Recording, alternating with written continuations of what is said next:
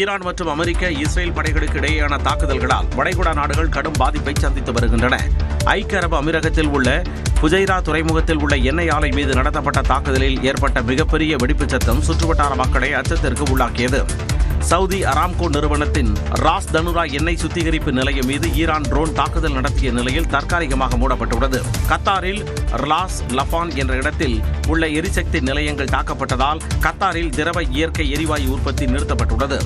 ஓமனின் Salalah துறைமுகமும் தாக்குதலுக்கு உள்ளானதாக செய்திகள் வெளியாகியுள்ளன. மத்திய கிழக்கில் ஏற்பட்டுள்ள இந்த மோசமான சூழலுக்கு அமெரிக்கா மற்றும் இஸ்ரேலின் ஆயுதம் ஏந்திய ஆக்கிரமிப்பே காரணம் என்று ரஷ்யா குற்றம் சாட்டியுள்ளது. மேலும் ஈரான் அணு ஆயுதங்களை உருவாக்கி வருவதற்கான எந்த ஆதாரமும் இல்லை என்று ரஷ்யா தெரிவித்துள்ளது. இந்த அசாதாரண சூழல் குறித்து சவுதி பட்டத்து இளவரசர் முகமது பின் சல்மான், கத்தார் அமீர் Sheikh Tamim bin Hamad Al Thani ஆகியோருடன் புதின் தொலைபேசியில் ஆலோசித்தார். மத்திய கிழக்கு நாடுகளில் போர் சூழல் தொடரும் நிலையில் வளைகுடா நாடுகளைச் சேர்ந்த மேலும் 2 தலைவர்களுடன் பிரதமர் மோடி நிலைமை குறித்து கேட்டறிந்தார். ஓமன் சுல்தான் ஹைதம் பின் தாரிக் மற்றும் குவைத்தின் பட்டத்து இளவரசர் ஷேக் ஜபா அல் கலீத் அல் ஹமத் அல் முபாரக் அல் சபா ஆகியோரிடம் பிரதமர் மோடி தொலைபேசி வாயிலாக உரையாடினார். அப்போது அந்தந்த நாடுகளில் நடந்த தாக்குதல்களுக்கு கவலை தெரிவித்த பிரதமர் மோடி அங்கு வசிக்கும் இந்திய சமூகத்தின் நலன் மற்றும் பாதுகாப்பு குறித்து விசாரித்தார் என தெரிவிக்கப்பட்டுள்ளது. இதுவரை ஐக்கிய அரபு அமீரகம், பஹ்ரைன், சவுதி அரேபியா, ஜோர்டான் உள்ளிட்ட 8 நாட்டு தலைவர்களுடன் பிரதமர் பேசியுள்ளார். இந்நிலையில் புனித ரமலான் மாதத்தில் ஈரான் மற்றும் வளைகுடா நாடுகளில் நடக்கும் மோதல் கவலை அளிப்பதாக வெளியுறவுத்துறை அமைச்சகம் தெரிவித்துள்ளது. 1 கோடிக்கு மேல் இந்தியர்கள் வளைகுடா பிராந்தியத்தில் வசித்து பணியாற்றி வருவதாக குறிப்பிட்டுள்ள அமைச்சகம், அவர்களின் பாதுகாப்பு மற்றும் நலனுக்கு முன்னுரிமை அளிக்கப்படும் என்றும் அவர்களை பாதிக்கும் வகையில் எது நடந்தாலும் அதனை கண்டுகொள்ளாமல் இருக்க முடியாது என்றும் குறிப்பிட்டுள்ளது. வளைகுடா பிராந்தியத்தை மையமாக கொண்டு வர்த்தக மற்றும் எரிசக்தி விநியோக சங்கிலி இருப்பதால் இந்த நிலை தொடர்ந்தால் இந்தியாவின் பொருளாதாரத்திலும் அதன் தாக்கம் இருக்கும் என்றும், இந்தியர்கள் அதிகம் பணிபுரியும் வணிக கப்பல்கள் மீதான தாக்குதலை இந்தியா கடுமையாக எதிர்ப்பதாகவும் தெரிவிக்கப்பட்டுள்ளது. மேலும் தற்போதைய சூழலை இந்தியா தொடர்ந்து கண்காணித்து வருவதாக தெரிவித்துள்ள வெளியுறவுத்துறை அமைச்சகம், நாட்டின் நலனை கருத்தில் கொண்டு முடிவெடுக்கப்படும் என்றும் குறிப்பிட்டுள்ளது. இஸ்ரேல் ஈரான் போர் தொடரும் நிலையில் இந்தியாவில் 25 நாட்களுக்கான கச்சா எண்ணெய் இருப்பு உள்ளதாக தகவல் வெளியாகியுள்ளது. போர் சூழல் காரணமாக ஈரானில் உள்ள ஹார்முஸ் நீரிணையை ஈரான் மூடியுள்ளது. தடையை மீறி கப்பல்கள் சென்றால் தீ வைப்போம் என்றும் ஈரான் எச்சரித்திருப்பதாக கூறப்படுகிறது. இதனால் இந்தியா உள்ளிட்ட ஆசிய நாடுகளுக்கு கச்சா எண்ணெயை எடுத்துச் செல்ல முடியாமல் 700 கப்பல்கள் காத்து கிடக்கும் நிலை ஏற்பட்டுள்ளது. எனினும் இந்தியாவில் அடுத்த 25 நாட்களுக்கான கச்சா எண்ணெய் இருப்பு உள்ளதாக தகவல்கள் வெளியாகியுள்ளன. இதனால் இந்தியாவில் எரிபொருட்கள் விலை உடனடியாக உயர வாய்ப்பில்லை என்று கூறப்படுகிறது. இதனிடையே ஈரானின் தடையை ஹார்முஸ் நீரிணை வழியாக கச்சா எண்ணெய் எடுத்துச் செல்லும் நாடுகளின் கப்பல்களுக்கு அமெரிக்கா காப்பீடு உத்தரவாதம் வழங்கும் என அதிபர் டிரம்ப் அறிவித்துள்ளார். பாதுகாப்பு தேவைப்பட்டால் அமெரிக்க ராணுவ தரப்பிலிருந்து கப்பல்கள் அனுப்பி வைக்கப்படும் என்றும் டிரம்ப் சலுகை காட்டியுள்ளார். தவிக தலைவர் விஜய் தஞ்சாவூரில் இன்று நடைபெறும் பரப்புரை மற்றும் நிர்வாகிகள் சந்திப்பு நிகழ்ச்சியில் பங்கேற்கிறார்.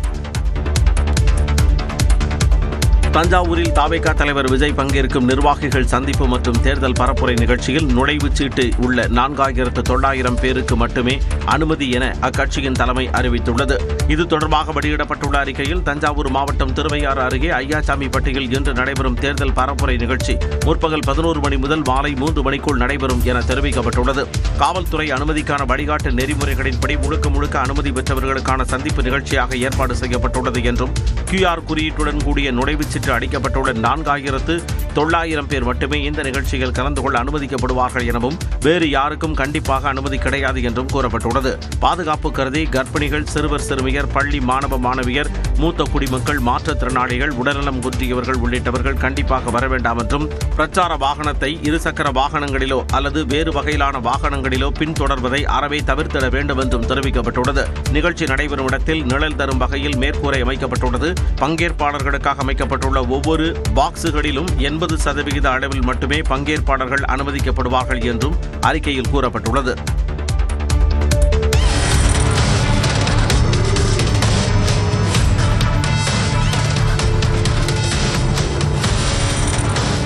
கோவையில் சாகசத்தில் ஈடுபடுவதாக நினைத்து தாறுமாறாக கார் ஓட்டி விபத்தை ஏற்படுத்திய இந்த மாணவர்கள் மீது நடவடிக்கை எடுக்க கோரிக்கை வலுத்து வருகிறது. கோவை சரவணம்பட்டியில் உள்ள SNS தனியார் கல்லூரியில் கார் ஷோ நிகழ்ச்சி நடைபெற்றது. அதில் சில மாணவர்கள் கல்லூரி வளாகத்திற்குள் அதிக சத்தங்களை எழுப்பியவாறு காரில் அதிவேகமாக சென்றனர். அப்போது கட்டுப்பாட்டை இழந்த கார் ஒன்று இருசக்கர வாகனங்கள் மீது மோதியது.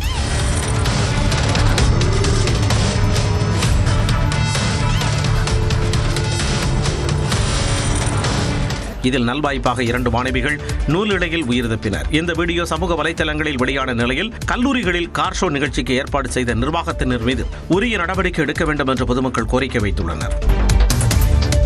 திமுக உடனான தொகுதி பங்கீட்டு பிரச்சனையில் ப. சிதம்பரத்தை காங்கிரஸ் களத்தில் இறக்கியதால் கூட்டணி உறுதியான நிலையில் இன்று முக்கிய அறிவிப்பு வெளியாகும் என தகவல் கிடைத்துள்ளது. தமிழகத்தில் ஆட்சியில் பங்கும் கூடுதல் தொகுதிகளை கேட்டும் காங்கிரஸ் கோரிக்கை வைத்து வந்ததால் திமுக உடனான தொகுதி பங்கீட்டில் இழுவரியும் பிணக்கும் நீடித்து வந்தது. காங்கிரஸ் மேலிட பொறுப்பாளர் கிரீஷ் சோடங்கர் நடத்திய பேச்சுவார்த்தை சோடை போன நிலையில் முதலமைச்சர் ஸ்டாலினுடன் இணக்கமான நட்பு கொண்டுள்ள மூத்த தலைவர் ப. சிதம்பரத்தை களமிறக்க சோனியாவும் கார்கேவும் முடிவெடுத்தனர். சிதம்பரத்துடன் அவர்கள் வீடியோ காலில் பேசியதாகவும் அப்போது தான் மட்டும் தனியாக சென்று முதலமைச்சரை சந்திக்க விரும்புவதாக கண்டிஷன் போட்டதாக கூறப்படுகிறது. அதன்படி சென்னை ஆழ்வார்பேட்டையில் உள்ள இல்லத்தில் முதலமைச்சர் மு.க. ஸ்டாலினை ப. சிதம்பரம் சந்தித்துள்ளார். ஏறத்தாழ 1 மணி நேரம் பேச்சுவார்த்தை நடைபெற்றது. அப்போது தேசிய தலைமை திமுக உடனான கூட்டணியை தொடர விரும்புவதாக முதலமைச்சரிடம் தெரிவிக்கப்பட்டதாக கூறப்படுகிறது. 25 இடங்களை வழங்க திமுக முன்வந்திருந்த நிலையில் ப. சிதம்பரம் பேச்சுவார்த்தைக்கு பிறகு 28 தொகுதிகளை கொடுக்க முன்வந்துள்ளதாகவும் தற்போது காங்கிரஸ் 31 இடங்களை கேட்டு வருவதாக கூறப்படுகிறது. கார்த்தி சிதம்பரம், கனிமொழி உள்ளிட்டோர் சுமூகமாக பேச்சுவார்த்தை நடத்த முக்கிய பங்காற்றியதாக கூறப்படுகிறது.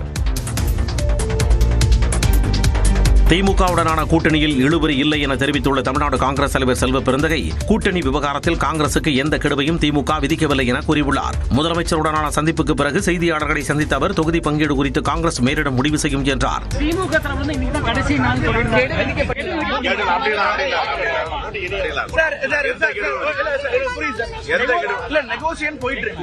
இந்த நேரத்துல நீங்களும் சீனியர் லீடரும் சிஎம் போய் பார்த்திருக்கீங்க. மரியாதை நிமித்தமான சந்திப்பு தான், அடிக்கடி தான் சந்திக்கிறோம். அதே மாதிரி தான் போய் சந்திச்சிருக்கோம். இந்நிலையில் காங்கிரசுடனான பேச்சுவார்த்தையை முதலமைச்சர் சுமூகமாக முடிப்பார் என திமுக செய்தி தொடர்பாளர் TKS இளங்கோவன் நம்பிக்கை தெரிவித்தார். பேச்சு தொடர்கிறது, ஏதேனும் ஒரு நல்ல முடிவு எட்டப்படும். அது அவங்க கேட்கறது வேற, நம்ம சொல்றது வேற. அது என்ன, அந்த பேச்சுவார்த்தையில அமிக்கபலா முடிக்கத்தான் எங்க தலைவர் விரும்புவாரு. இதனிடையே புதன்கிழமையன்று தொகுதி பங்கீடு பேச்சுவார்த்தை நடத்த மக்கள் நீதி மையத்திற்கு திமுக அழைப்பு விடுத்துள்ளது. மக்கள் நீதி மையம் சார்பில் தேர்தல் பணிக்குழுவாளர்களாக தங்கவேல், மௌரியா, அருணாச்சலம் ஆகியோர் பேச்சுவார்த்தைக்கு செல்ல உள்ளனர். தூத்துக்குடி மாவட்டம் கோவில்பட்டியில் தொலைநோக்கி மூலம் வானில் நிலவிய சந்திர கிரகணத்தை மக்கள் பார்வையிட்டு வியந்தனர். கொடைக்கானல் மலைப்பகுதியில் மேகமூட்டம் இருந்ததால் 12 நிமிடம் மட்டுமே பகுதி சந்திர கிரகணம் தென்பட்டது. உள்ளூர் மக்கள் மட்டுமன்றி சுற்றுலா பயணிகளும் நிலவை கண்டு ரசித்தனர்.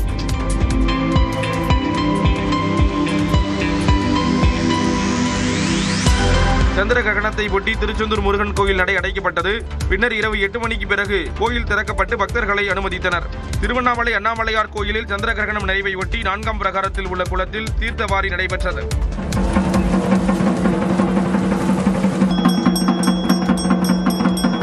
திருப்பதி ஏழுமலையான் கோயில் நடை நேற்று காலை 9 மணி முதல் இரவு 7:30 மணி வரை அடைக்கப்பட்டது. கிரகணம் முடிந்ததை அடுத்து கோயில் முழுவதும் தூய்மைப்படுத்தப்பட்டு பக்தர்கள் அனுமதிக்கப்பட்டனர். விழுப்புரத்தின் ஆள் நடமாட்டம் உள்ள பகுதியில் பட்டப்பகலில் நகை வியாபாரியிடம் சுமார் 2.5 கோடி ரூபாய் மதிப்பிலான தங்க நகைகளை முகமூடி அணிந்த நபர்கள் வழிப்பறை செய்த சம்பவம் அதிர்ச்சியை ஏற்படுத்தியுள்ளது. விராட்டிக்குப்பம் பகுதியைச் சேர்ந்த நகை வடிவமைக்கும் தொழில் செய்யும் ராஜமாணிக்கம் என்பவர் 2 கிலோ நகைகளை பையில் வைத்துக் கொண்டு சென்னைக்கு ரயில் மூலம் செல்ல புறப்பட்டார்.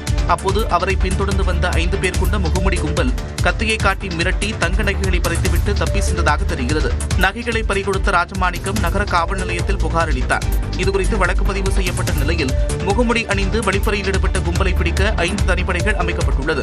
ராஜமாணிக்கத்திடம் 15 பேர் பணியாற்றி வரும் நிலையில் அவர்களிடமும் காவலர்கள் தீவிர விசாரணை நடத்தி வருகின்றனர். ஈரான் மற்றும் இஸ்ரேல் இடையிலான போர் 5வது நாளாக தொடர்ந்து கொண்டிருக்கிறது.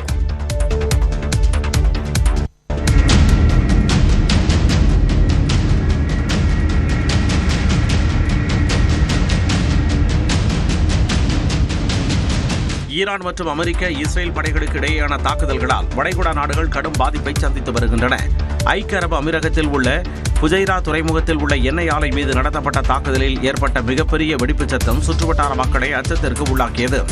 சவுதி அராம்கோ நிறுவனத்தின் ராஸ் தனுரா எண்ணெய் சுத்திகரிப்பு நிலையம் மீது ஈரான் ட்ரோன் தாக்குதல் நடத்திய நிலையில் தற்காலிகமாக மூடப்பட்டுள்ளது. கத்தாரில் ராஸ் லபான் என்ற இடத்தில் உள்ள எரிசக்தி நிலையங்கள் தாக்கப்பட்டதால் கத்தாரில் திரவ இயற்கை எரிவாயு உற்பத்தி நிறுத்தப்பட்டுள்ளது. ஓமனின் சலாலா துறைமுகமும் தாக்குதலுக்கு உள்ளானதாக செய்திகள் வெளியாகியுள்ளன. மத்திய கிழக்கில் ஏற்பட்டுள்ள இந்த மோசமான சூழலுக்கு அமெரிக்கா மற்றும் இஸ்ரேலின் ஆயுதம் ஏந்திய ஆக்கிரமிப்பே காரணம் என்று ரஷ்யா குற்றம் சாட்டியுள்ளது. மேலும் ஈரான் அணு ஆயுதங்களை உருவாக்கி வருவதற்கான எந்த ஆதாரமும் இல்லை என்று ரஷ்யா தெரிவித்துள்ளது. இந்த அசாதாரண சூழல் குறித்து சவுதி பட்டத்து இளவரசர் முகமது பின் சல்மான், கத்தார் அமீர் Sheikh Tamim bin Hamad Al Thani ஆகியோருடன் புதின் தொலைபேசியில் ஆலோசித்தார். மத்திய கிழக்கு நாடுகளில் போர் சூழல் தொடரும் நிலையில் வளைகுடா நாடுகளைச் சேர்ந்த மேலும் 2 தலைவர்களுடன் பிரதமர் மோடி நிலைமை குறித்து கேட்டறிந்தார். ஓமன் சுல்தான் ஹைதம் பின் தாரிக் மற்றும் குவைத்தின் பட்டத்து இளவரசர் ஷேக் ஜபா அல் கலீத் அல் ஹமத் அல் முபாரக் அல் சபா ஆகியோரிடம் பிரதமர் மோடி தொலைபேசி வாயிலாக உரையாடினார். அப்போது அந்தந்த நாடுகளில் நடந்த தாக்குதல்களுக்கு கவலை தெரிவித்த பிரதமர் மோடி அங்கு வசிக்கும் இந்திய சமூகத்தின் நலன் மற்றும் பாதுகாப்பு குறித்து விசாரித்தார் என தெரிவிக்கப்பட்டுள்ளது. இதுவரை ஐக்கிய அரபு அமீரகம், பஹ்ரைன், சவுதி அரேபியா, ஜோர்டான் உள்ளிட்ட 8 நாட்டு தலைவர்களுடன் பிரதமர் பேசியுள்ளார். இந்நிலையில் புனித ரமலான் மாதத்தில் ஈரான் மற்றும் வளைகுடா நாடுகளில் நடக்கும் மோதல் கவலை அளிப்பதாக வெளியுறவுத்துறை அமைச்சகம் தெரிவித்துள்ளது. 1 கோடிக்கு மேல் இந்தியர்கள் வளைகுடா பிராந்தியத்தில் வசித்து பணியாற்றி வருவதாக குறிப்பிட்டுள்ள அமைச்சகம், அவர்களின் பாதுகாப்பு மற்றும் நலனுக்கு முன்னுரிமை அளிக்கப்படும் என்றும் அவர்களை பாதிக்கும் வகையில் எது நடந்தாலும் அதனை கண்டுகொள்ளாமல் இருக்க முடியாது என்றும் குறிப்பிட்டுள்ளது. வளைகுடா பிராந்தியத்தை மையமாக கொண்டு வர்த்தக மற்றும் எரிசக்தி விநியோக சங்கிலி இருப்பதால் இந்த நிலை தொடர்ந்தால் இந்தியாவின் பொருளாதாரத்திலும் அதன் தாக்கம் இருக்கும் என்றும், இந்தியர்கள் அதிகம் பணிபுரியும் வணிக கப்பல்கள் மீதான தாக்குதலை இந்தியா கடுமையாக எதிர்ப்பதாகவும் தெரிவிக்கப்பட்டுள்ளது. மேலும் தற்போதைய சூழலை இந்தியா தொடர்ந்து கண்காணித்து வருவதாக தெரிவித்துள்ள வெளியுறவுத்துறை அமைச்சகம், நாட்டின் நலனை கருத்தில் கொண்டு முடிவெடுக்கப்படும் என்றும் குறிப்பிட்டுள்ளது. இஸ்ரேல் ஈரான் போர் தொடரும் நிலையில் இந்தியாவில் 25 நாட்களுக்கான கச்சா எண்ணெய் இருப்பு உள்ளதாக தகவல் வெளியாகியுள்ளது. போர் சூழல் காரணமாக ஈரானில் உள்ள ஹார்முஸ் நீரிணையை ஈரான் மூடியுள்ளது. தடையை மீறி கப்பல்கள் சென்றால் தீ வைப்போம் என்றும் ஈரான் எச்சரித்திருப்பதாக கூறப்படுகிறது. இதனால் இந்தியா உள்ளிட்ட ஆசிய நாடுகளுக்கு கச்சா எண்ணெயை எடுத்துச் செல்ல முடியாமல் 700 கப்பல்கள் காத்து கிடக்கும் நிலை ஏற்பட்டுள்ளது. எனினும் இந்தியாவில் அடுத்த 25 நாட்களுக்கான கச்சா எண்ணெய் இருப்பு உள்ளதாக தகவல்கள் வெளியாகியுள்ளன. இதனால் இந்தியாவில் எரிபொருட்கள் விலை உடனடியாக உயர வாய்ப்பில்லை என்று கூறப்படுகிறது. இதனிடையே ஈரானின் தடையை மீறி ஹார்முஸ் நீரிணை வழியாக கச்சா எண்ணெய் எடுத்துச் செல்லும் நாடுகளின் கப்பல்களுக்கு அமெரிக்கா காப்பீடு உத்தரவாதம் வழங்கும் என அதிபர் டிரம்ப் அறிவித்துள்ளார். பாதுகாப்பு தேவைப்பட்டால் அமெரிக்க ராணுவ தரப்பிலிருந்து கப்பல்கள் அனுப்பி வைக்கப்படும் என்றும் டிரம்ப் சலுகை காட்டியுள்ளார். தாவேகா தலைவர் விஜய் தஞ்சாவூரில் இன்று நடைபெறும் பரப்புரை மற்றும் நிர்வாகிகள் சந்திப்பு நிகழ்ச்சியில் பங்கேற்கிறார். தஞ்சாவூரில் தாவேகா தலைவர் விஜய் பங்கேற்கும் நிர்வாகிகள் சந்திப்பு மற்றும் தேர்தல் பரப்புரை நிகழ்ச்சியில் நுழைவுச் சீட்டு உள்ள 4900 பேருக்கு மட்டுமே அனுமதி என அக்கட்சியின் தலைமை அறிவித்துள்ளது. இது தொடர்பாக வெளியிடப்பட்டுள்ள அறிக்கையில், தஞ்சாவூர் மாவட்டம் திருவையாறு அருகே ஐயாசாமிப்பட்டியில் இன்று நடைபெறும் தேர்தல் பரப்புரை நிகழ்ச்சி முற்பகல் 11 மணி முதல் மாலை 3 மணிக்குள் நடைபெறும் என தெரிவிக்கப்பட்டுள்ளது. காவல்துறை அனுமதிக்கான வழிகாட்டு நெறிமுறைகளின்படி முழுக்க அனுமதி பெற்றவர்களுக்கான சந்திப்பு நிகழ்ச்சியாக ஏற்பாடு செய்யப்பட்டுள்ளது என்றும், QR குறியீட்டுடன் கூடிய நுழைவுச் அளிக்கப்பட்டுள்ள 4900 பேர் மட்டுமே இந்த நிகழ்ச்சியில் கலந்து கொள்ள அனுமதிக்கப்படுவார்கள் எனவும், வேறு யாருக்கும் கண்டிப்பாக அனுமதி கிடையாது என்றும் கூறப்பட்டுள்ளது. பாதுகாப்பு கருதி கர்ப்பிணிகள், சிறுவர் சிறுமியர், பள்ளி மாணவ மாணவியர், மூத்த குடிமக்கள், மாற்றுத்திறனாளிகள், உடல்நலம் குன்றியவர்கள் உள்ளிட்டவர்கள் கண்டிப்பாக வர வேண்டாம் என்றும், பிரச்சார வாகனத்தை இருசக்கர வாகனங்களிலோ அல்லது வேறு வகையிலான வாகனங்களிலோ பின்தொடர்வதை அறவே தவிர்த்திட வேண்டும் என்றும் தெரிவிக்கப்பட்டுள்ளது. நிகழ்ச்சி நடைபெறும் இடத்தில் நிழல் தரும் வகையில் மேற்கூரை அமைக்கப்பட்டுள்ளது. பங்கேற்பாளர்களுக்காக அமைக்கப்பட்டுள்ள ஒவ்வொரு பாக்ஸுகளிலும் 80% அளவில் மட்டுமே பங்கேற்பாளர்கள் அனுமதிக்கப்படுவார்கள் என்றும் அறிக்கையில் கூறப்பட்டுள்ளது.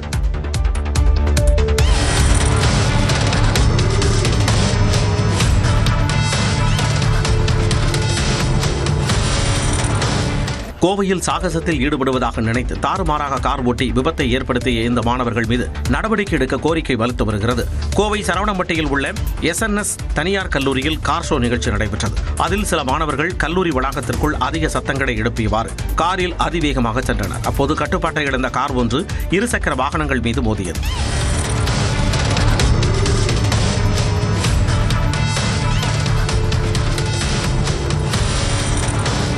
இதில் நல்வாய்ப்பாக 2 மாணவிகள் நூலிழையில் உயிர் தப்பினர். இந்த வீடியோ சமூக வலைதளங்களில் வெளியான நிலையில், கல்லூரிகளில் கார் ஷோ நிகழ்ச்சிக்கு ஏற்பாடு செய்த நிர்வாகத்தினர் மீது உரிய நடவடிக்கை எடுக்க வேண்டும் என்று பொதுமக்கள் கோரிக்கை வைத்துள்ளனர்.